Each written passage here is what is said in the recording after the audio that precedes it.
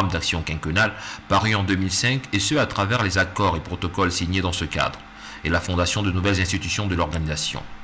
Le sommet de la Mecque a une fois de plus affirmé que l'unité des pays islamiques est la base de leur force qui devra se fonder sur des stratégies dans tous les domaines tout en évitant les divisions internes. Au sujet de la cause palestinienne de la Oumma islamique, le 4e sommet extraordinaire affirme la nécessité de mettre fin à l'occupation israélienne des territoires, sauvegarder la sainte ville d'Al-Quds et mettre un terme au siège de Gaza, et dénonce aussi la politique israélienne de répression contre les prisonniers palestiniens.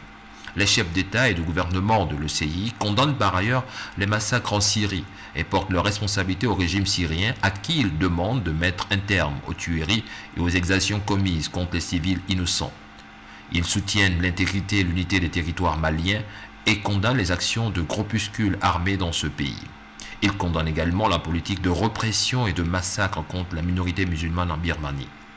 Les 57 dirigeants de l'ECI se sont tout de même félicités de la tenue de ce sommet en ce mois béni de Ramadan et dans ce lieu béni, berceau de l'islam qui a fondé les bases de la civilisation islamique, ayant enrichi la civilisation humaine et jeté les fondements et les principes de la justice et de l'égalité.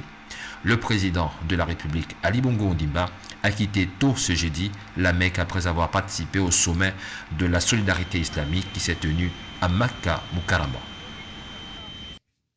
Voilà, et puis par rapport aux récents événements qui viennent de se passer dans notre pays, principalement dans la capitale gabonaise, il y a donc cet appel à la révolte. Suivez ce qui se passe à l'instant même. L'ancien député de Yem, Christophe Onongema, dans une communication, a donc appelé à la révolte, intimant ses interlocuteurs à se lever et prendre les armes. Voilà ce que nous rapporte justement cette communication.